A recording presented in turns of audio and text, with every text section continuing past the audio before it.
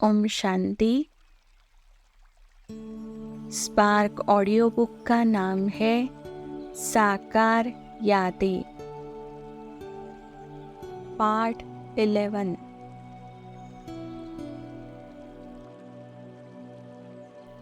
Topic का नाम है शिव बाबा से अनन्य प्रीति।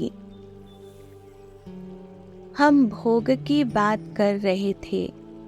जिस प्रातः को भोग लगाना होता, उससे पहले की रात्रि को विश्राम करने से पूर्व बाबा संदेशी को बुलाते और कहते, बाबा को दिल व जान, सिक व प्रेम से निमंत्रण देना और कहना कि कल भोग स्वीकार करे। जिस समय बाबा ऐसा कह रहे होते, उस समय बाबा के नेत्र, बाबा का मुखमंडल और उनके हाव भाव देखते ही बनता। बाबा केवल औपचारिकता के नाते से दिल व जान, सिक व प्रेम आदि शब्द प्रयोग न कर रहे होते, बल्कि इन्हीं भावों का स्वरूप होकर शिव बाबा की ओर आंखें करते हुए पूरे हृदय से कहते। बाबा जब यह संदेश दे रहे होते, तो कई बार जब यह लेखक भी वहाँ मौजूद होता और उसका भी मन कहने लगता कि संदेशी मेरी भी याद बाबा को दे दे, तब बाबा हमारे मन के भावों को जानकर संदेशी को कहते, बाबा को कहना जगदीश बच्चा भी बहुत बहुत याद दे रहा था। ऐसा कहकर वे मुस्कुराते हुए प्रेम भरी आँखों से हमारी ओर देख लेते कि हम उछलकर बाबा को अपनी बाहों में ले लेते और बाबा हमें अपनी बाहों में ले लेते।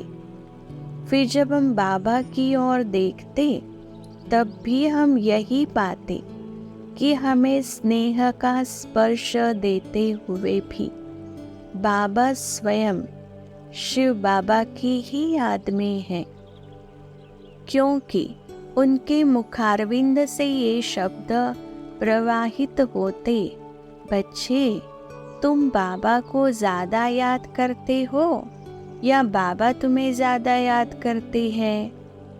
देखो बच्चे, बाबा कितना मीठा है। उसे याद करते ही कितना खुशी का पारा चढ़ जाता है। ऐसे बाबा को भला कैसे भुलाया जा सकता है? फिर जब भोग लगता, तब भी कभी बाबा कहते, देखो तो यह संगम का समय कितना सुहावना है। डायरेक्ट शिव बाबा के यज्ञ से यह भोग प्राप्त करने वाले आप बच्चे कितने सौभाग्यशाली हो। भले ही देवताओं को सब पदार्थ प्राप्त होंगे, परंतु शिव बाबा का यह भोग तो उन्हें भी नसीब में नहीं होगा। ओहो बच्चे, कोई सोचे तो उसके कपाट ही खुल जाए। शिव बाबा का यज्ञ प्रसाद अथवा भोग, बाबा के साथ भोजन करने का अवसर, यह कोई कम बात थोड़ी है। बाबा की एक एक बात से ऐसा लगता कि शिव बाबा से उनका इतना घनिष्ठ प्यार है।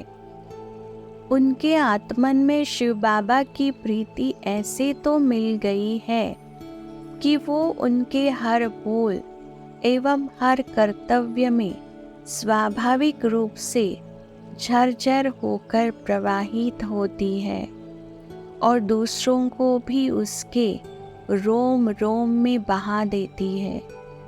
कभी बाबा कहते, मैं उसकी सजनी हूँ, फिर कभी यह भी कहते कि वो मेरी वही है, कभी वे कहते मैं उसका मुरब्बी बच्चा हूँ। शिव बाबा मुझसे बहुत प्यार करता है। जब वे ऐसा कह रहे होते तब उनकी मुख मुद्रा और उनके नैन चैन देखने वाले होते। अपना अनुभव सुनाते हुए वे कहते कि स्नान करते समय मुझे ऐसा लगता है कि बाबा ही इन हाथों से लोटे भर भर कर मुझे नहला रहे हैं। इसी प्रकार भोजन करते हुए बाबा के हाथों की गति इस प्रकार की लगती जैसे कि वे ऐसा अनुभव कर रहे हो कि मानो शिव बाबा ही उन्हें एक बालक की तरह खिला रहे हो। सचमुच उनका इतना प्यार था कि दोनों बाबा अंग संग रहते। संसार में ऐसी कई प्रसिद्ध प्रेम कहानियां सुनी गई है जिनके अनुवाद देश देशांतरों में विविध भाषाओं में हुए हैं, परंतु ऐसा अटूट, एक रस, निर्मल, सर्वांगीण, सर्वोच्च प्यार न कभी सुनने को, पढ़ने को और न कल्पना करने को मिला है और न मिलेगा। बाबा की याद और प्यार की लंबी दास्तान कहाँ तक सुनाएं, कैसे सुनाएं? बाबा की सारी अलौकिक जीवन कहानी ही एक सर्वोच्च प्रेम कहानी है। जैसे कोई प्रेमिका अथवा प्रेमी अपने स्नेह भोजन के लिए अपना सर्वस्व लुटा देता है, ऐसा तो बाबा ने इस प्रेम द्वार में प्रवेश करते ही पहले ही क्षण पल में कर दिया। हम मीरा के गीत सुनते हैं कि वह प्रेम दीवानी हुई और उसने लोक लाज खोई, परंतु बाबा की जीवन गाथा में तो वह प्रेम का वह सर्वांगीण रूप में पनपा है। बाबा ने उस प्रभु प्रेम में न केवल लोक लाज खोई, बल्कि संसार में जितने भी रूपों में अथवा जितने भी संबंधों में प्रेम की अभिव्यक्ति होती है, उन सभी संबंधों में शुद्ध प्रेम की एक तीव्र धारा बाबा के जीवन में देखने को मिलती। और बाबा का प्रेम एक ऐसे प्रभु के प्रति प्रेम नहीं था जिसका कोई दैहिक रूप हो और जिसके बारे में आत्मा को केवल धुंधली ही पहचान हो, बल्कि बाबा का प्यार उस प्रियतम के पूर्ण परिचय को लेकर उससे वैसे ही तालमेल बनाए हुए था जिसमें विरह का नाम नहीं था, विरह अग्नि नहीं थी, व्यथा और पीड़ा को स्थान नहीं था, बल्कि माधुर्य, लालित्य और आत्मीयता का परम उत्कर्ष था।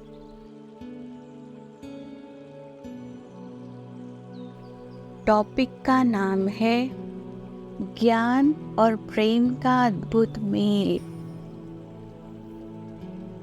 यह ठीक है कि बाबा में ज्ञान की एक अथाह गहराई थी, तभी तो उनके जीवन में ज्ञान की एक अजीब मस्ती छलकती थी और तभी वे सदा यही कहते कि यह ज्ञान अनमोल और अविनाशी रत्न है। परंतु वह ज्ञान कोई शुष्क ज्ञान न था। ऐसा भी नहीं कि वे ज्ञान को प्रेम की केवल पुट देते थे, बल्कि यो कहना ज़्यादा ठीक होगा कि वे जिस ज्ञान की बात कहते वह ज्ञान प्रेम पूर्ण था। ज्ञान और प्रेम का उनके जीवन में ऐसा तालमेल था कि दोनों को अलग अलग बताना असंभव सा था। जो उनके संपर्क में आए हैं उनमें से कोई तो कहेगा कि उनके जीवन में प्रेम अधिक था और अन्य कोई कहेगा कि वे प्रारंभ में प्रेम का आश्रय देकर ज्ञान की सुदृढ़ मिट्टी पर टिकाने की कोशिश करते। वास्तव में यह देखने वाले की दृष्टि का अंतर है और अपनी अपनी जगह दोनों ठीक भी है। वास्तव में बाबा के ज्ञान के बोल प्रेम के बिना होते ही न थे और उनके प्रेम के बोल में सदा ज्ञान भरा रहता था और प्रेम तथा ज्ञान दोनों का लक्ष्य मनुष्यात्मा को पवित्र और योगी बनाना ही था।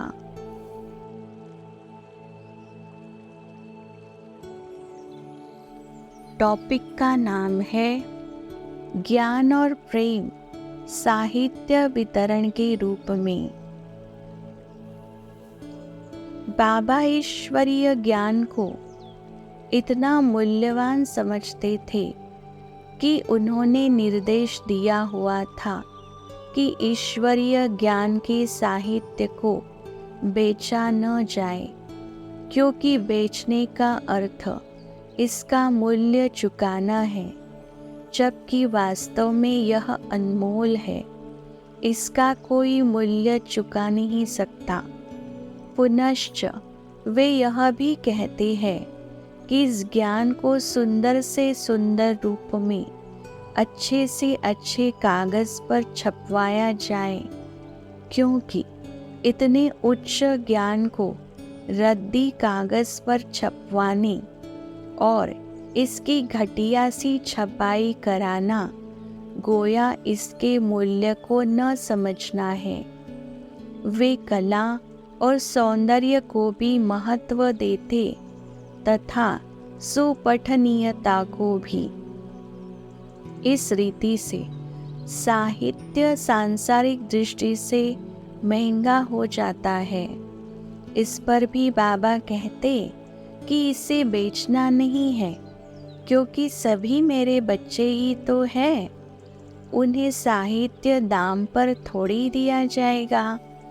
गोया ज्ञान के साथ साथ मनुष्यात्माओं के प्रति उनका प्रेम भी उतना ही था कि वे कहते कि इसका मूल्य न लो, परंतु हुआ यह कि मनुष्य आत्माएं रूपी बच्चे अपने अलौकिक पिता के इस प्रेम के पात्र न बन सके। कहीं भी हम मेज पर साहित्य रखते तो लोग उस पर छीना झपटी करने लगते और कई कई प्रतियां उठा ले जाते। तब भी बाबा के प्रेम में कभी कमी नहीं आई।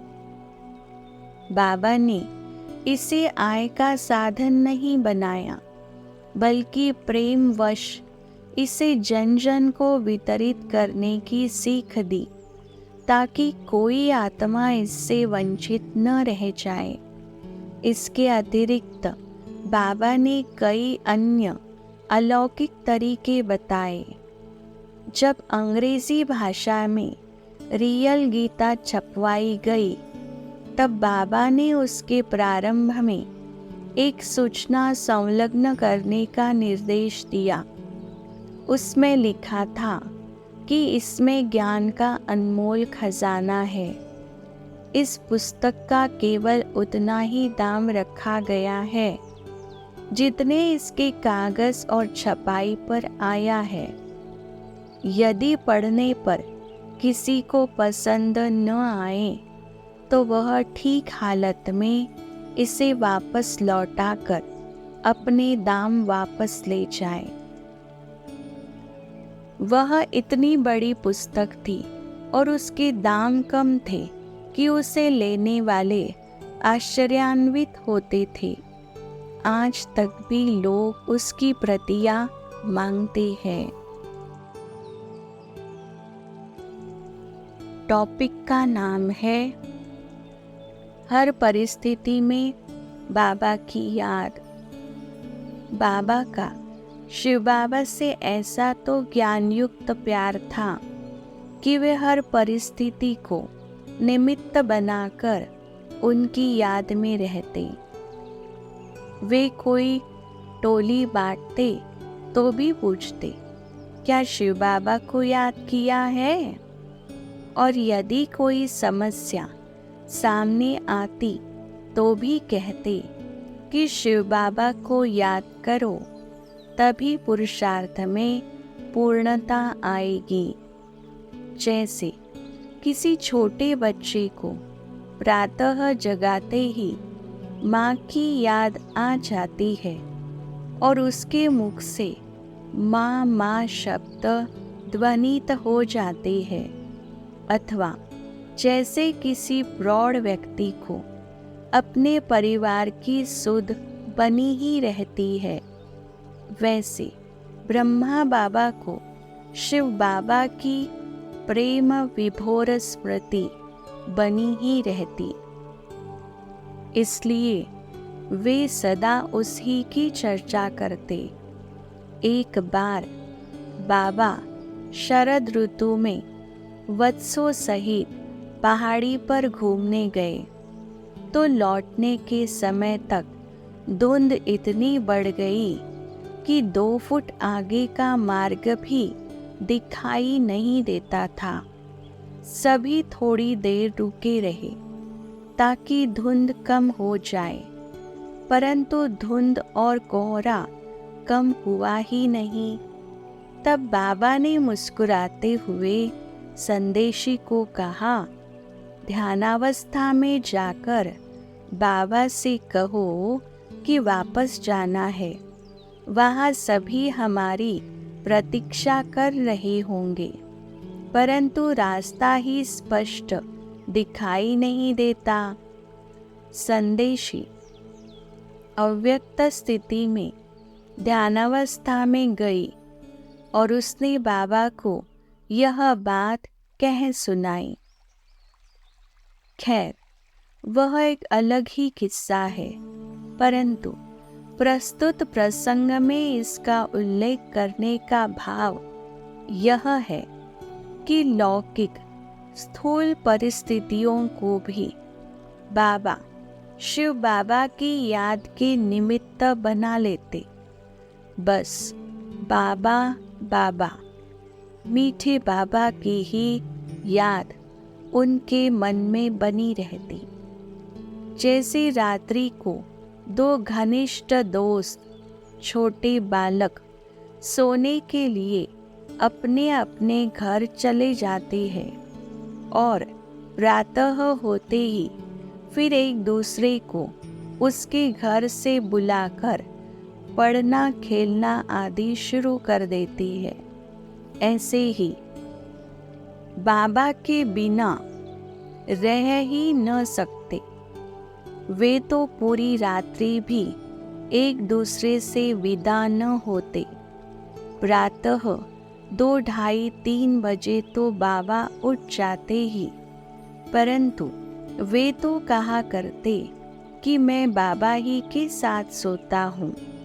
यह प्यार और याद का कैसा ताता नाता है। टॉपिक का नाम है शिव बाबा के यज्ञ की संभाल।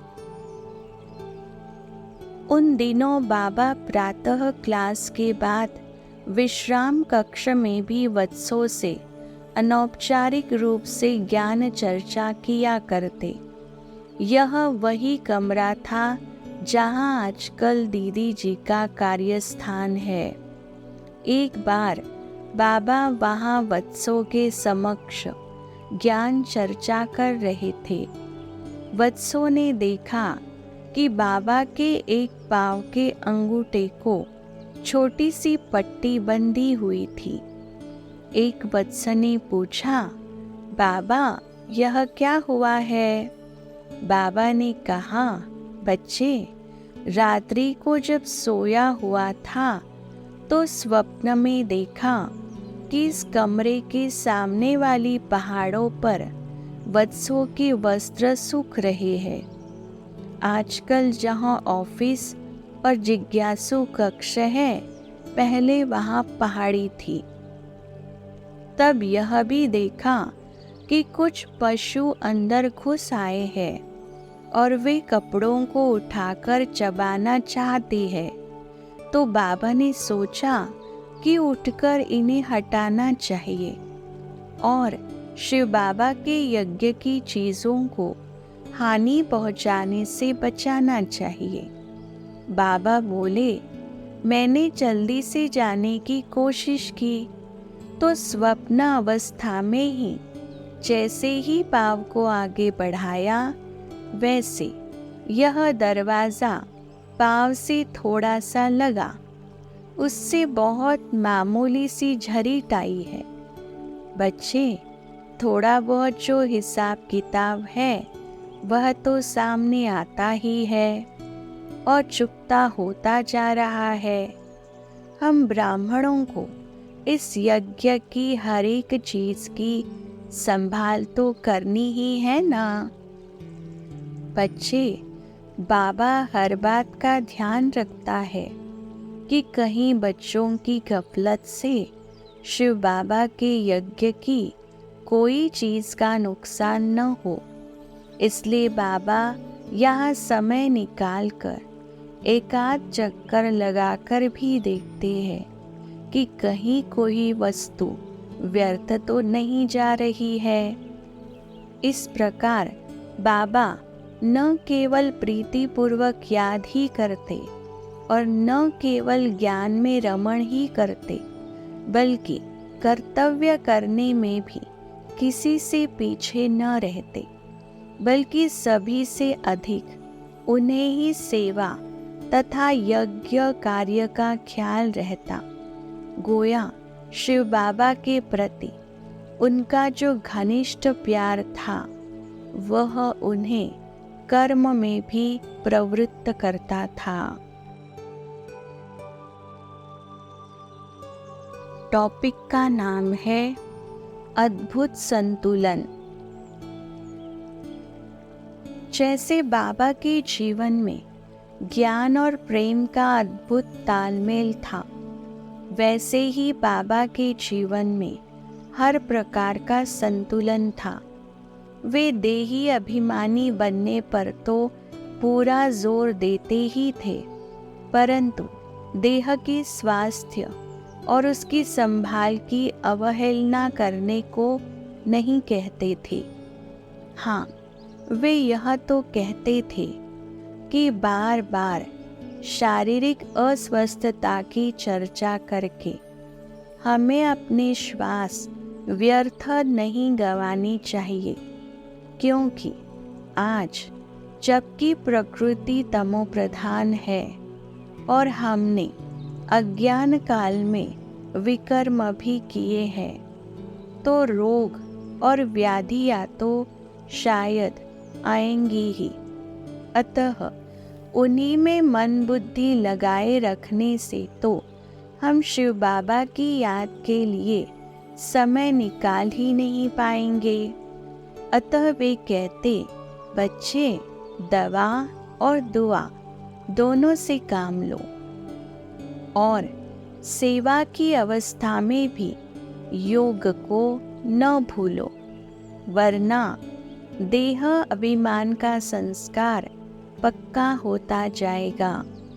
इस पर भी वे कहते कि यह शरीर मूल्यवान है, अतः इसे कोशिश करके ठीक रखो, ताकि इस द्वारा ईश्वरीय सेवा भी कर सको और योग रूप पुरुषार्थ में विघ्न न पड़े। इसी प्रकार बाबा अच्छा भोजन खाने के लिए भी कहते हैं, परंतु साथ साथ यह भी सम्मति देते कि अपने पेट पालन पर ही अधिक खर्च न करो और पदार्थ खाओ भले ही, परंतु उनके प्रति आप में आकर्षण नहीं होना चाहिए। अतः जीवन को शुष्क बनाने के लिए न कहते, परंतु साथ साथ सादगी, स्वच्छता और सात्विकता पर भी बल देते। कोई स्थान, बाग बगीचा आदि घूमने या देखने के लिए योग्य होते तो वे उसे देखने या वहाँ तक जाने के लिए मना न करते, बल्कि कई बार स्वयं ही कहा करते कि जाकर उसे देखाओ। परंतु दूसरी ओर वे यह भी कहते कि बच्चों में घूमने और देखने का शौक या व्यर्थ की हॉबी नहीं होनी चाहिए।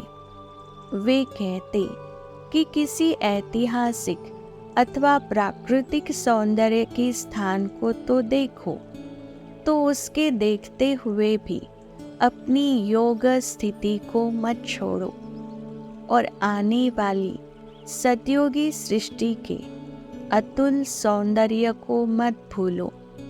अतः वे कहते कि सदा यह याद रखो कि शिव बाबा हमें जिस अद्भुत सतयुगी सृष्टि में ले जा रहे हैं वह तो अतुलनीय है।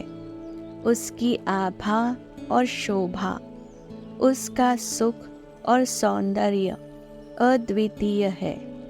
इस प्रकार बाबा विचित्र रीति से संतुलन रखते और योग स्थिति को बनाए रखने की ओर ध्यान दिलाते। बाबा के जीवन के जिस पहलू की जितनी चर्चा करे उतनी कम है। उनके मुख पर सदा मुस्कान होती, परंतु वे अंतर्मुखी और गंभीर भी होते। वे खूब टोली खिलाते और पिकनिक कराते, परंतु साथ साथ वे बाजार के खान पान से मन हटा देते और मन की तृष्णाओं को भी शांत करा देते। वे अथक रीति से सेवा करने तथा कर्म करने में प्रवृत्त करते, परंतु वे उतना ही ध्यान अपनी मनोस्थिति और अपने परम पुरुषार्थ पर दिलाते और अलबेलेपन से होने वाली अवर्णनीय क्षति के प्रति सचेत करते। वे मनोविनोद तथा खेल में भी ले जाते, परंतु उतनी ही महत्ता वे विदेही अवस्था, उपराम अवस्था तथा मौनावस्था को भी देते। इस प्रकार एक निराला और सर्वांगीण व्यक्तित्व था बाबा का, जो प्रेरक भी था, आकर्षक भी था, व्यवहारिक भी, लौकिक चर्चा में कुशलता लिए हुए था और अलौकिक तथा पारलौकिक दृष्टिकोण से भी सर्वश्रेष्ठ था।